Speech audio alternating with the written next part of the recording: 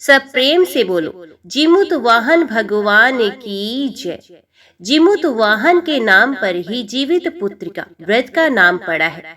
पुत्र की रक्षा के लिए किया जाने वाला व्रत जीवित पुत्रिका या जीतिया का विशेष महत्व है। इस दिन माताएं अपनी संतान की रक्षा और कुशलता के लिए निर्जला व्रत करती हैं। जीमूत वाहन के नाम पर ही जीवित पुत्री का व्रत का नाम पड़ा है। आइए जानते हैं जीमूत वाहन कौन है और उनकी कथा क्या है। जीतिया का व्रत अश्विन महीने के कृष्ण पक्ष की अष्टमी तिथि को मनाया जाता है। इसे जीतिया या जीवित पुत्री का व्रत भी कहा जाता है। ये इस दिन माताएं अपने बच्चों की लंबी उम्र, सेहत और सुखमय जीवन के लिए व्रत रखती हैं।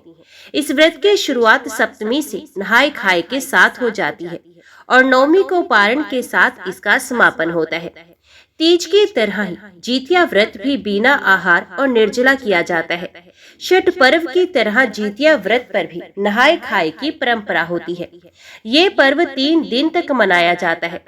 सप्तमी तिथि को नहाय खाए के बाद अष्टमी तिथि को महिलाएं बच्चों की समृद्धि और उन्नति के लिए निर्जला व्रत रखती हैं। इसके बाद नवमी तिथि यानी अगले दिन व्रत का पारण किया जाता है, यानी व्रत खोला जाता है। धार्मिक कथाओं के मुताबिक बताया जाता है, एक विशाल पाकड़ के पेड़ पर एक चील रहती थी। उसी पेड़ के नीचे एक सियारन भी रहती थी। दोनों पक्की सहेलियां थीं। दोनों ने कुछ महिलाओं को देखकर जीतिया व्रत का संकल्प किया और भगवान श्री जीमूत वाहन की पूजा और व्रत करने का प्रण ले लिया। लेकिन जिस दिन दोनों को व्रत रखना था, उसी दिन शहर के एक बड़े व्यापारी की मृत्यु हो गई और उसके दाह संस्कार में सियारन को भूख लगने लगी। मुर्दा देखकर वे खुद को रोक ना सकी और उसका व्रत टूट गया। पर चील ने संयम रखा और नियम व श्रद्धा से अगले दिन व्रत का पारण किया। अगले जन्म में दोनों सहेलियों ने ब्राह्मण परिवार में पुत्री के रूप में जन्म लिया। उनके पिता का नाम था भास्कर। चील बड़ी बहन बनी और सियारन छोटी बहन के रूप में जन्मी। चील का नाम शीलवती रखा गया। शीलावती की शादी बुद्धिसेन के साथ हुई, जबकि सियारन का नाम कपूरावती रखा गया और उसकी शादी उसी नगर के राजा मलाय केतु से हुई। भगवान जीमूत वाहन के आशीर्वाद से शीलावती के 7 बेटे हुए, पर कपूरावती के सभी बच्चे जन्म लेते ही मर जाते थे। कुछ समय बाद शीलावती के 7 पुत्र बड़े हो गए और वे सभी राजा के दरबार में काम करने लगे। कपूरावती के मन में उन्हें देखकर ईर्ष्या की भावना आ गई। उसने राजा से कहकर सभी बेटों के सर कटवा दिए। उन्हें 7 नए बर्तन मंगवाकर उसमें रख दिया गया और लाल कपड़े से ढककर शीलावती के पास भिजवा दिया गया। ये देखकर भगवान जीमूत वाहन ने मिट्टी से 7 भाइयों के सर बनाए और सभी के सरों को उसके धड़ से जोड़कर उन पर अमृत छिड़क दिया। इससे उनमें जान आ गई। 7 युवक जिंदा हो गए और घर लौट आए। जो कटे सर रानी ने भेजे थे वे फल बन गए। दूसरी ओर रानी कपूरावती बुद्धिसेन के घर से सूचना पाने को व्याकुल थी। जब काफी देर सूचना नहीं आई तो कपूरावती स्वयं बड़ी बहन के घर गई। वहां सबको जिंदा देखकर वे सन्न रह गए। जब उसे होश आया तो बहन को उसने सारी बात बताई। अब उसे अपनी गलती पर पछतावा हो रहा था। भगवान जीमूत वाहन की कृपा से शीलावती को पूर्व जन्म की बातें याद आ गई। वे कपूरावती को लेकर उसी पाकड़ के पेड़ के पास गए और उसे सारी बातें बताई। कपूरावती बेहोश हो गई और मर गई। जब राजा को इसकी खबर मिली तो उन्होंने उसी जगह पर जाकर पाकड़ के पेड़ के नीचे कपूरावती का दाह संस्कार कर दिया। कहा जाता है एक बार जंगल में चील और सियारन घूम रहे थे, तभी उन्होंने मनुष्य जाति को इस व्रत को विधि पूर्वक करते देखा एवं कथा भी सुनी। उसमें चील ने इस व्रत को बहुत ही श्रद्धा के साथ ध्यान पूर्वक देखा। वही लोमड़ी का ध्यान इस ओर बहुत कम था। चील ने कथा में बताए नियम अनुसार निर्जल उपवास किया, जबकि सियारन ने मांस खा लिया। चील की संतानों को कभी कोई हानि नहीं पहुंची, लेकिन लोमड़ी की संतान जीवित नहीं बच पाए। इसलिए पर्व में चील और सियार का बार बार जिक्र आता है और पहले और तीसरे दिन खाना पहले इन्हें ही खिलाया जाता है। हमारे यहाँ इन्हीं चील और सियार को चील्हो सियारो भी कहा जाता है। अगली कथा के अनुसार गंधर्वों के राजकुमार का नाम जीमूतवाहन था। वे बड़े उदार और परोपकारी थे। जीमूतवाहन के पिता ने वृद्ध अवस्था में वानप्रस्थ आश्रम में जाते समय इनको राज सिंहासन पर बैठाया, किंतु इनका मन राजपाट में नहीं लगता था। वे राज्य का भार अपने भाइयों पर छोड़कर स्वयं वन में पिता की सेवा करने के लिए चले गए। वन में ही जीमूतवाहन को मल्यवती नामक राजकन्या से भेंट हुई और उन दोनों में प्रेम हो गया। एक दिन जब वन में भ्रमण करते हुए जीमूतवाहन काफी आगे चले गए, तब उन्हें एक वृद्धा विलाप करती हुई दिखी। पूछने पर वृद्धा ने रोते हुए ही बताया, मैं नागवंश की स्त्री हूँ। मुझे एक ही पुत्र है। पक्षीराज गरुड़ के कोप से मुक्ति दिलाने के लिए नागों ने ये व्यवस्था की है कि वे गरुड़ को प्रतिदिन भक्षण हेतु एक युवा नाग सौंपेंगे। आज मेरे पुत्र शंखचूड़ की बलि का दिन है। आज मेरे पुत्र के जीवन पर संकट है और थोड़ी देर बाद ही मैं पुत्र विहीन हो जाऊंगी। इस स्त्री के लिए इससे बड़ा दुख क्या होगा कि उसके जीते जी उसका पुत्र न रहे। जीमूतवाहन को ये सुनकर बड़ा दुख हुआ। उन्होंने उस वृद्धा को आश्वस्त करते हुए कहा, डरो मत, मैं तुम्हारे पुत्र के प्राणों की रक्षा करूंगा। आज उसके स्थान पर स्वयं मैं अपने आप को उसके लाल कपड़े में ढककर वध्यशिला पर लेटूंगा, ताकि गरुड़ मुझे खा जाए पर तुम्हारा पुत्र बच जाए। इतना कहकर जीमूतवाहन ने शंखचूड़ के हाथ से लाल कपड़ा ले लिया और वे उसे लपेटकर गरुड़ को बलि देने के लिए चुनी गई वध्यशिला पर लेट गए। नियत समय पर गरुड़ वेग से वहां आए और वे लाल कपड़े में ढके जीमूतवाहन को पंजे में दबोचकर पहाड़ के शिखर पर जाकर बैठ गए। गरुड़ ने अपनी कठोर चोंच का प्रहार किया और जीमूतवाहन के शरीर से मांस का बड़ा हिस्सा नोच लिया। इसकी पीड़ा से जीमूतवाहन की आंखों से आंसू बह निकले। वे दर्द से कराहने लगे। अपने पंजों में जकड़े प्राणी की आंखों में से आंसू और मुंह से कराहट सुनकर गरुड़ बड़े आश्चर्य में पड़ गए, क्योंकि ऐसा पहले कभी नहीं हुआ था। उन्होंने जीमूतवाहन से उनका परिचय पूछा। जीमूतवाहन ने सारा किस्सा कह सुनाया और कैसे एक स्त्री के पुत्र की रक्षा के लिए वे अपने प्राण देने आए हैं। आप मुझे खाकर भूख शांत करें। गरुड़ उनकी बहादुरी और दूसरे की प्राण रक्षा के लिए स्वयं का बलिदान देने की हिम्मत से बहुत प्रभावित हुए। उन्हें स्वयं पर पछतावा होने लगा और वे सोचने लगे कि ये एक मनुष्य है जो दूसरे के पुत्र की रक्षा के लिए स्वयं की बलि दे रहा है, और मैं हूँ जो देवों के संरक्षण में हूँ किंतु दूसरे की संतान की बलि ले रहा हूँ। उन्होंने जीमूतवाहन को मुक्त कर दिया। गरुड़ ने कहा, हे उत्तम मनुष्य, मैं तुम्हारी भावना और त्याग से बहुत प्रसन्न हूँ। मैंने तुम्हारे शरीर पर जो घाव किए हैं उसे ठीक कर देता हूँ। तुम अपनी प्रसन्नता के लिए मुझसे कोई वरदान मांगो। राजा जीमूतवाहन ने कहा कि हे पक्षीराज, आप तो सर्वसमर्थ हैं। यदि आप प्रसन्न हैं और वरदान देना चाहती हैं तो आप सर्पों को अपना आहार बनाना छोड़ दें। आपने अब तक जितने भी प्राण लिए हैं उन्हें जीवन प्रदान करें। गरुड़ ने सबको जीवन दान दिया और नागों की बलि ना लेने का वरदान भी दिया।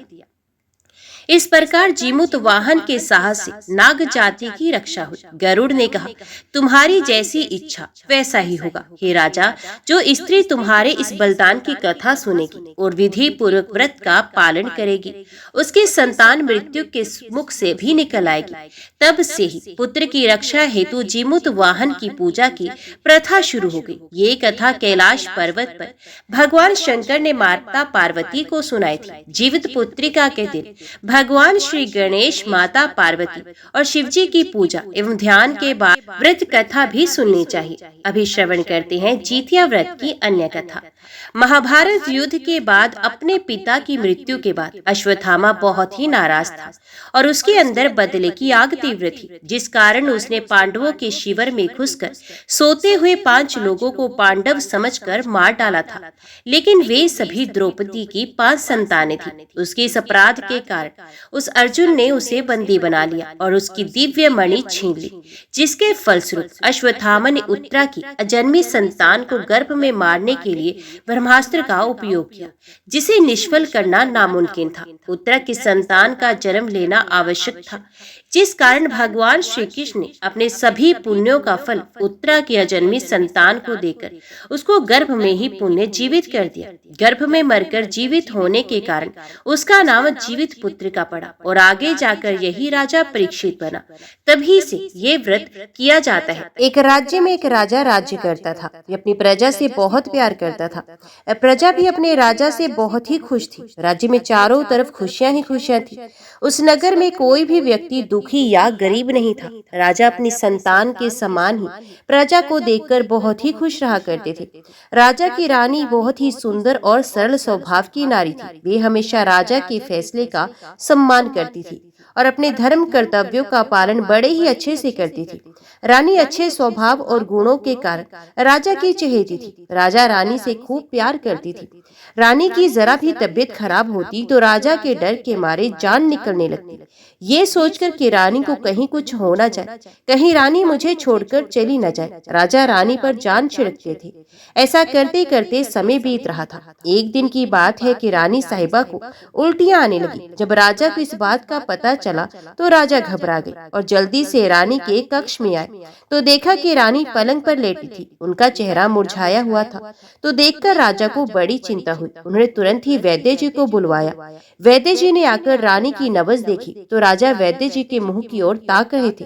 राजा का चेहरा एक साधारण मनुष्य की भांति, उनमें राजा का कोई भाव नहीं था। चिंतित हुए राजा सोच रहे थे कि पता नहीं वैद्य जी क्या कहेंगे। रानी को ऐसा क्या हो गया है जिससे उनका चेहरा एकदम से मुरझा गया है। जो वैद्य जी ने नब्ज देखकर मुस्कुराते हुए राजा से बोले कि हे राजन, ये तो बड़ी खुशी की बात है। तो राजा हैरान होकर कहने लगे कि वैद्य जी, आप ये क्या कह रहे हैं? रानी का उदास चेहरा तो देखो। आप कह रहे हो कि खुशी की बात है, कुछ समझा नहीं मैं। तो राजा की बोली पर और विनीत सूरत को देखकर वैद्यराज ने कहा, बेटा, हमारा सौभाग्य है जो आप हमारे राजा हैं, पर इससे भी सौभाग्य की बात यह है कि हमारे राजमहल में किलकारियां गूंजने वाली हैं।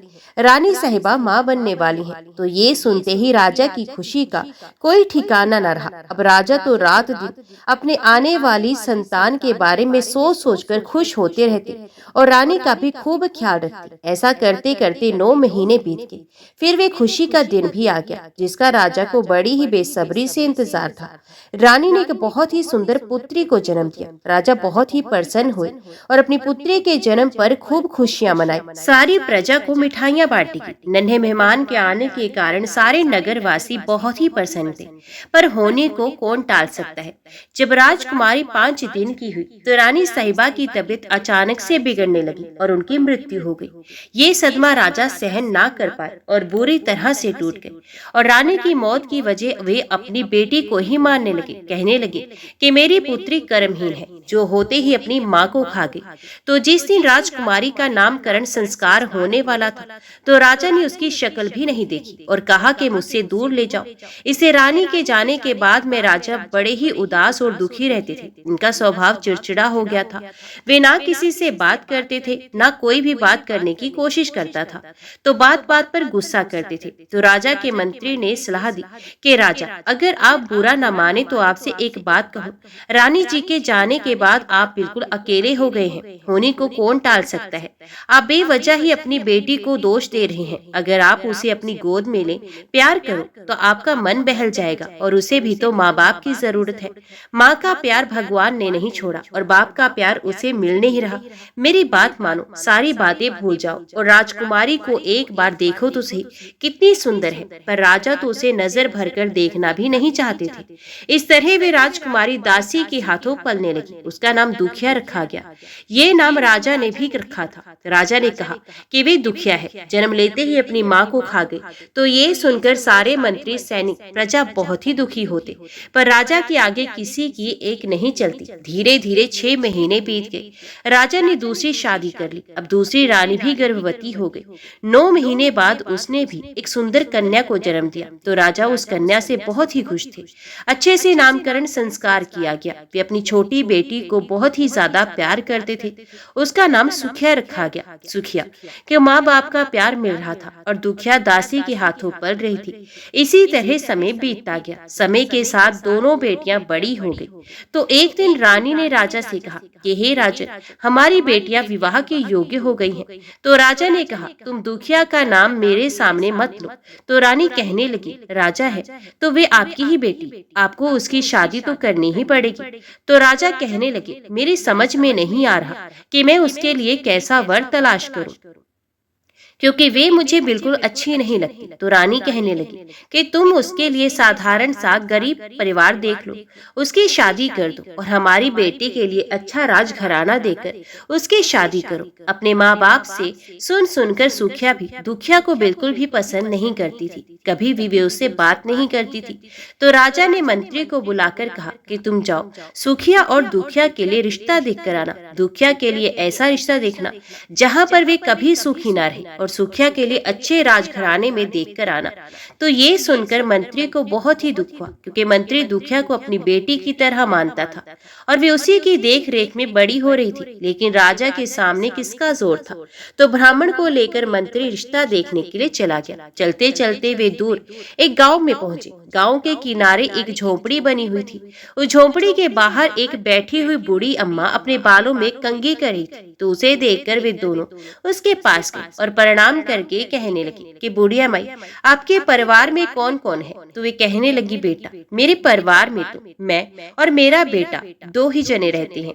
तो मंत्री ने कहा कि आपका बेटा क्या काम करता है। तो वे बोली, मेहनत मजदूरी करके अपना पेट पालती है।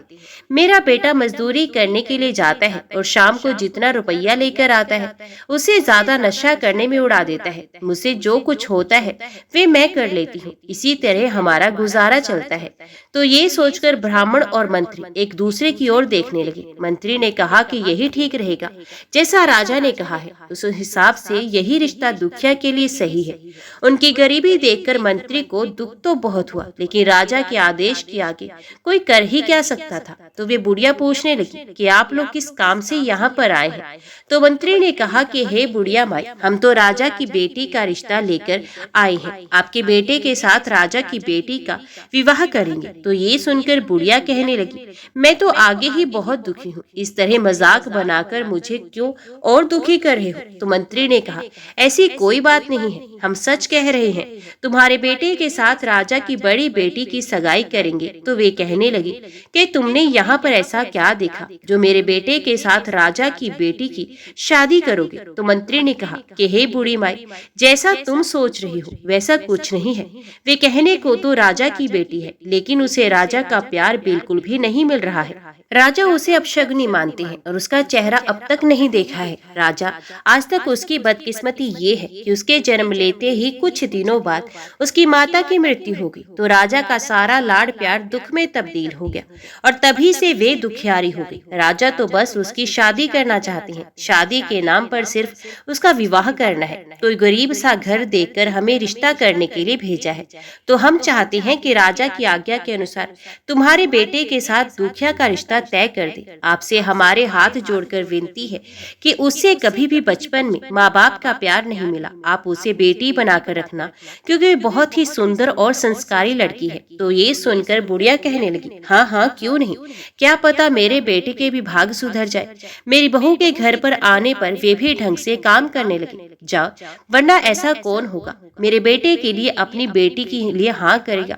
तो इस तरह मंत्री और पंडित ने दुखनी का रिश्ता वहां पर तय कर दिया और फिर आगे चल पड़े। चलते चलते दूसरे राज्य में पहुंचे। वहां जाकर राजा के राजकुमार के साथ सुखिया का रिश्ता तय कराए। फिर दोनों अपने राज्य पर लौट आए।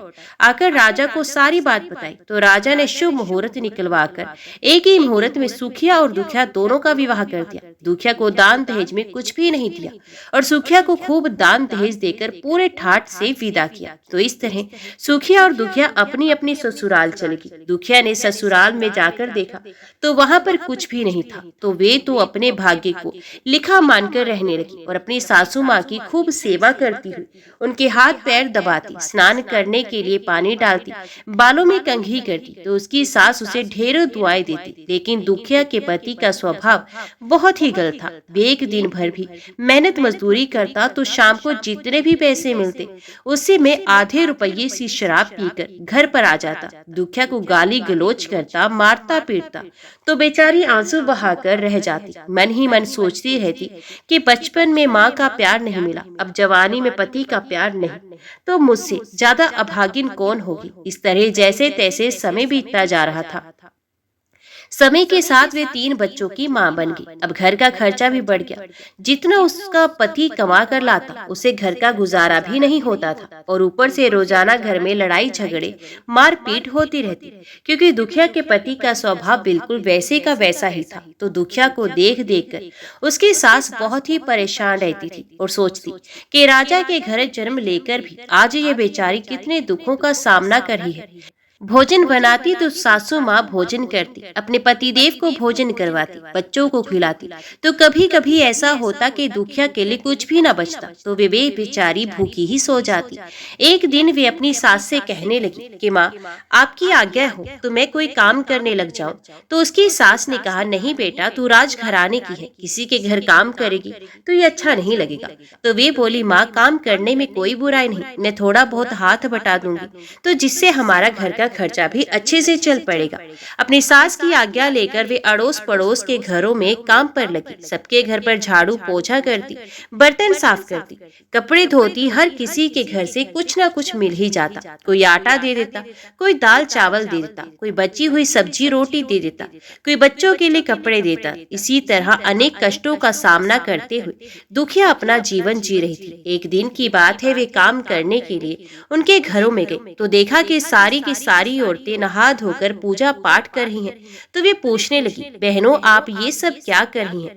इसके करने से क्या फल मिलता है? तो वे उसे बताने लगी, ये तो जितिया का व्रत है, इसे करने से संतान पर कभी कोई कष्ट नहीं आता और मन की मुराद पूरी हो जाती है। तो वे सोचने लगी कि इस व्रत को मैं भी करूंगी, क्योंकि मेरा तो धन में मेरे बच्चे हैं और अगर वे सही सलामत रहेंगे तो मैं हमेशा खुश रहूंगी। ये सोचकर उसने व्रत की सारी विधि जानकर जितिया माता के व्रत रखने शुरू कर दिए। तो जितिया माता की कृपा से उसका काम भी अच्छा चलता और घर पर खाने पीने के लिए ढंग से मिल जाता। उसका पति भी अब उसे कम परेशान करने लगा। इसी तरह उसका जीवन चल रहा था। एक दिन की बात है, उसकी बहन सुखिया को दुखिया की याद आई। तो वे सोचने लगी कि दुखिया का ना जाने कहाँ है, किस हाल में है। गरीब घर में ब्याही थी, सुख भोगने के लिए उसके पास है ही क्या। मुझे उसके पास जाकर देखना चाहिए। अगर ज्यादा दुखी हो तो मेरे यहाँ पर काम पर रख लूंगी। वैसे भी मुझे उससे सेवा करवाने की आदत है। अगर वे मेरे आगे नौकरानी बनकर काम करेगी तो मुझे बहुत ज्यादा सुकून मिलेगा। ये सोचकर वे दुखिया से मिलने के लिए चलती है। जैसे ही वे उसके घर पहुंची तो दुखिया अपनी बहन सुखिया को आया हुआ देखकर बड़ी खुश हुई और उसे बैठने के लिए पीढ़ा भी दिया। उसके पास जितना था उसी के हिसाब से खूब खातिरदारी की गई। सुखिया चुपचाप देख रही थी कि झोपड़ी तो टूटी पड़ी है, पता नहीं कब ऊपर गिर जाए। घर की हालत बहुत बुरी थी। घर में कोई भी सामान नहीं था। इधर उधर बच्चे खेल रहे थे, उनके तन पर कपड़े भी नहीं थे, बाल बिखरे हुए थे, मैले कुचैले बच्चे थे और उसकी सास भी वहीं पर बैठी हुई थी। अपनी बहू दुखिया के गुणगान कर रही थी, खूब तारीफें कर रही थी और दुखिया भी बहुत ही खुश थी। तो ये देखकर सुखिया सोचने लगी कि कुछ भी नहीं है फिर भी इतनी खुश है।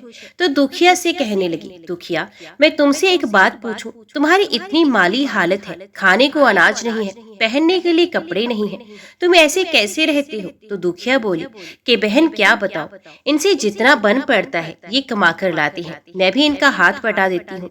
आसपास के घरों में काम करके वहाँ से थोड़ा बहुत मिल जाता है तो मिलजुल कर अपना काम चला लेते हैं। तो सुखिया कहने लगी कि मेरे होते हुए तुम्हें औरों के घर काम करने की क्या जरूरत है? तुम मेरे राजमहल में आ जाया करो, मेरे काम कर देना। जितने रुपए ये तुम्हें देते हैं उनसे दोगुने दाम मैं तुम्हें दूंगी।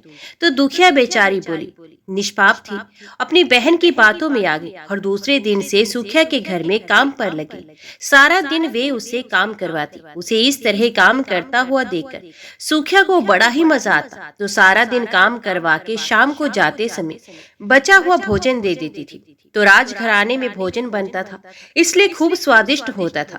तो उसके बच्चे भी बड़े मजे से ले लेकर खाते थे और कहते थे, माँ, अच्छा हुआ जब मौसी के यहाँ काम करने लगी हो, अच्छा खाने पीने को मिलता है। तो अपने बच्चों को खुश देखकर दुखिया भी बहुत खुश रहती है। इसी तरह समय बीता जा रहा था। ऐसा करते करते एक दिन जितिया का व्रत आया।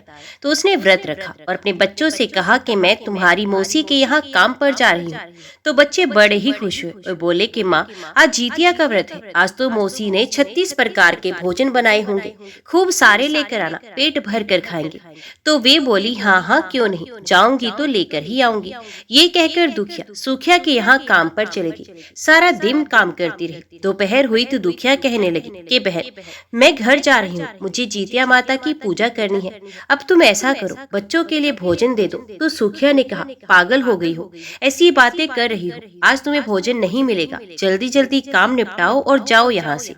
इस तरह कहकर वे फटकार लगा देती है। तो ये सुनकर दुखिया बड़ी ही दुखी होती है और अपने भाग्य को कोसती हुई रोती हुई घर में चली जाती है। तो बच्चे तो बड़ी आस लगाकर बैठे थे। वे अपनी माँ को देखकर बहुत खुश होते हैं और कहते हैं कि माँ, आज तो मौसी ने खूब अच्छे अच्छे पकवान भेजे होंगे, जल्दी लाओ, कहाँ है। तभी उनकी नजर माँ के चेहरे पर पड़ती है तो देखते हैं उनकी माँ की आंखों में आंसू है। तो बच्चे कहते हैं, कोई बात नहीं माँ, आज मौसी ने कुछ नहीं दिया, पर तुम्हारा जितिया का व्रत है, तुम व्रत कैसे रखोगी। तो वो अपने बच्चों से कहने लगी कि बेटा, मेरी धन पूंजी तो तुम ही हो, तुम्हारी सलामती के लिए मैं ये व्रत जरूर रखूंगी। तो वो बच्चे बोले, माँ खाने के लिए कुछ नहीं, तुम अपना नहाए खाए आज कैसे पूरा करोगी। तो उसने कहा कि जितिया माता अपने आप कोई ना कोई रास्ता दिखाएंगी। इसी तरह घंटे 2 घंटे बीत गए। तो वे सोचती है, मैं अपनी भूख तो बर्दाश्त कर सकती हूँ, लेकिन अपनी सास और बच्चों की भूख को मैं कैसे देखूं, कुछ ना कुछ तो मुझे करना ही पड़ेगा। तभी वो निश्चय करती है, आज के बाद मैं किसी के घर काम करने के लिए नहीं जाऊंगी। आज से मैं जंगल जाऊंगी और लकड़ियां काटकर शहर में बेचूंगी और अपने परिवार का पेट पालूंगी। तो ये कठोर निर्णय लेकर कुल्हाड़ी और रस्सी लेकर जंगल की ओर चल पड़ती है। जिमुत वाहन को मन ही मन याद करते हुए, अपने बच्चों की लंबी आयु की कामना करती हुई वे जंगल की तरफ बढ़ती ही जाती है। कभी अपने भाग्य को कोसती तो कभी अपने बच्चों को याद करती। आज उसे अपनी माँ की याद आ रही थी, उसे अपने बचपन में ही छोड़कर चली गई थी। इसी तरह चलते चलते वे घने जंगल में पहुंच जाती है। तभी उसे एक गाय कराती हुई नजर आती है। तो उसे दुखिया तो बहुत ही दयालु थी, उसे किसी का दुख देखा नहीं जाता था। वो जल्दी से गाय के पास पहुंचती है और पूछती है, गाय माता, आप इस तरह से क्यों रो रही हो, क्यों करहा रही हो। वे कहती है, बेटी, मैं प्रसव पीड़ा से बहुत ही दुखी हूँ, आज मेरा प्रसव नहीं हो रहा है, तुम मेरी मदद करो। तो दुखिया कुल्हाड़ी और रस्सी एक ओर रखकर वहीं पर बैठ जाती है और उस गाय के पेट को दबाती है। तो कुछ समय बाद गाय एक सुंदर से बछड़े को जन्म देती है और दुखिया को ढेरों आशीष देते हुए कहती है, तू कहाँ जा रही है। तो वो कहती है कि मेरा आज जितिया माता का व्रत है, जंगल से लकड़ियां लाने जा रही हूँ, बाजार में लकड़ी बेचूंगी, पाठ करूंगी। तो वे कहती है, बेटी, वापस आते समय मुझसे मिलते हुए जाना। तो ठीक है कहकर दुखिया वहां से रवाना हो जाती है। थोड़ी दूर आगे जाने पर एक नागिन मिलती है, वे भी दर्द से करहा रही थी। तो दुखिया उससे पूछती है, नागिन, तुम इस तरह से दुखी क्यों हो। तो उसने कहा कि 12 वर्ष हो गए, मेरी ये कसूली नहीं उतर रही, इसी की वजह से मैं परेशान हूँ। तुम कौन हो जो मुझसे इस तरह पूछने के लिए आई हो, वरना लोग तो मुझे देखते ही दूर भाग जाते हैं।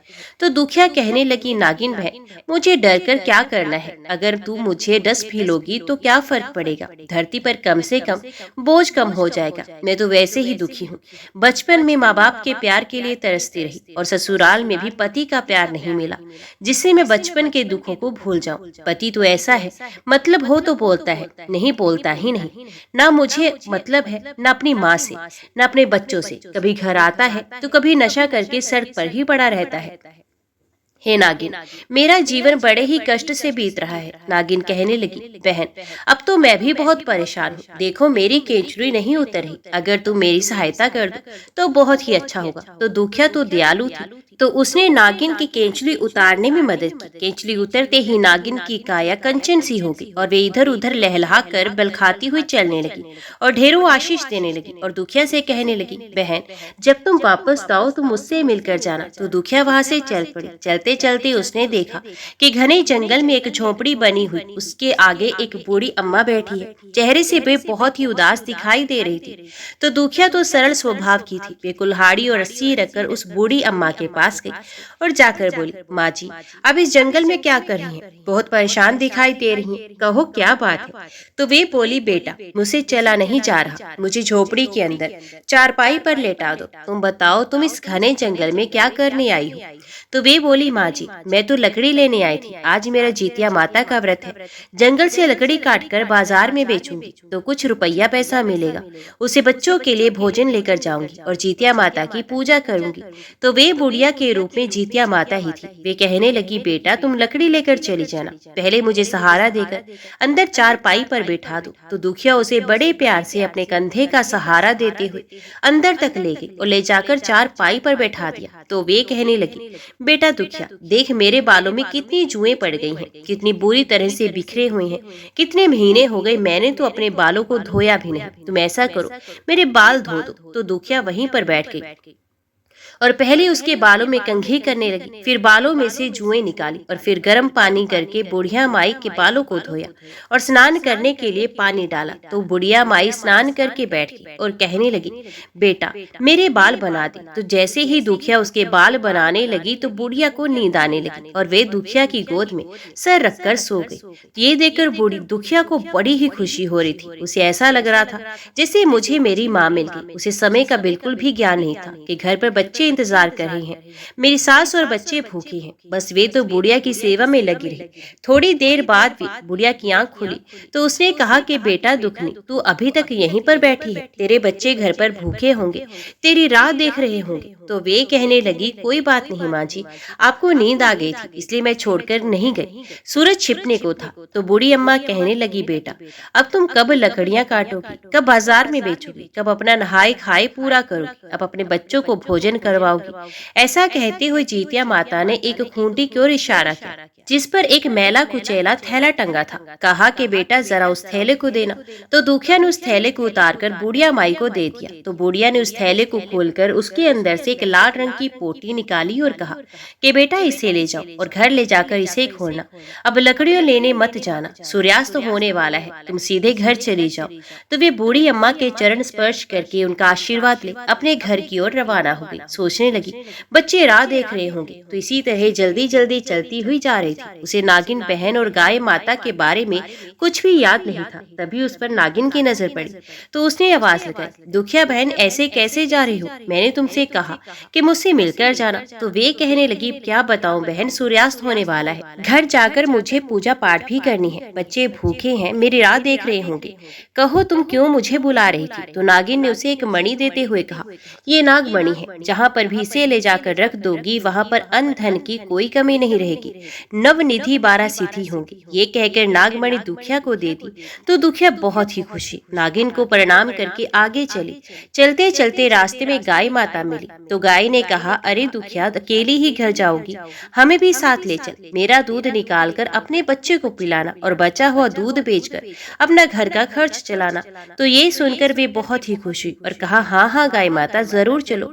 तो तीनों वहां से चल पड़े। तो आगे आगे दुखिया चली, उनके पीछे गाय और उसका बछड़ा चल पड़े। बहुत ही सुंदर सफेद रंग की गाय थी, सफेद रंग का बछड़ा।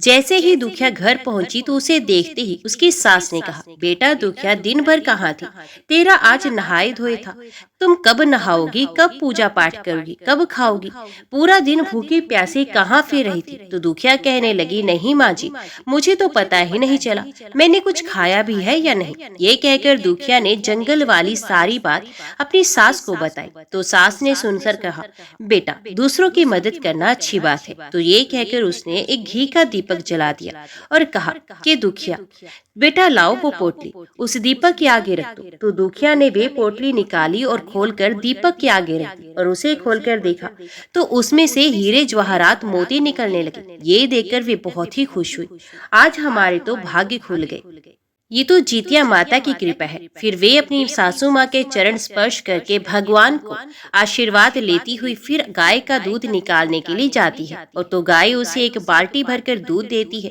तो वे और उसके बच्चे उसकी सास बड़े ही प्यार से गौ माता का दूध पीते हैं। तभी उसका पति मजदूरी करके घर आ जाता है। तो घर में इतनी रौनक देखकर वे पूछता है, ये गाय और इतना सारा धन कहाँ से आया।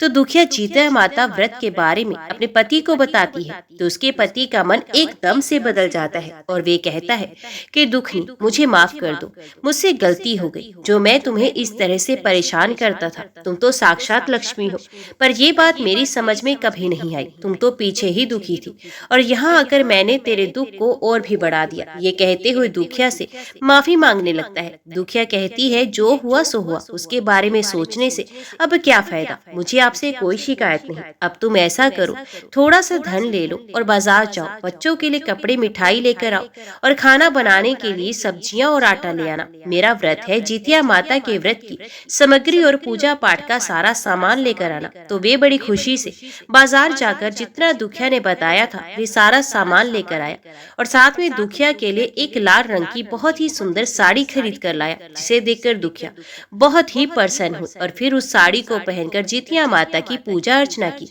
उनका धन्यवाद किया। अब जितिया माता के व्रत के प्रभाव से वे तो सुखी और संपन्न हो गई। दूसरे दिन उधर सुखिया इंतजार कर रही थी कि दुखिया काम पर नहीं आई। क्या बात है, आई क्यों नहीं? आएगी नहीं तो खाएगी क्या?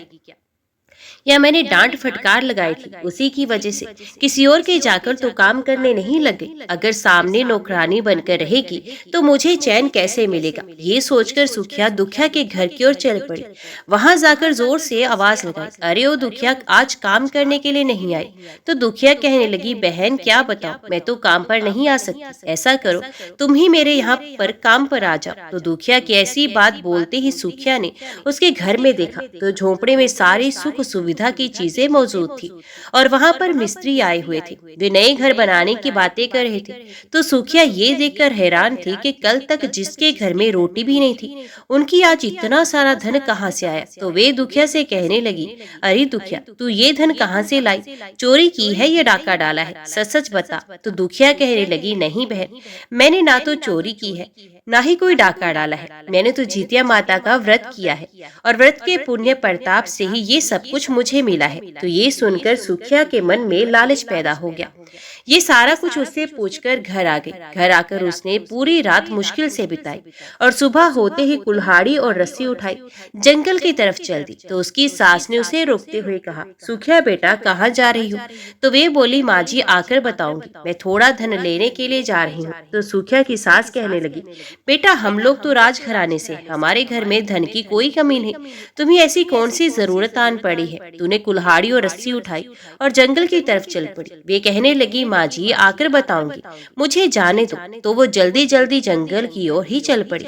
जैसे ही वे जंगल के बीचों बीच पहुंची तो एक गाय प्रसव के लिए पीड़ा से कोहरा रही थी। उसे दिखाई दिया तो सुखिया उसके पास गुजरने लगी। तो उसने आवाज दी कि बेटा, तुम कौन हो और कहाँ जा रही हो?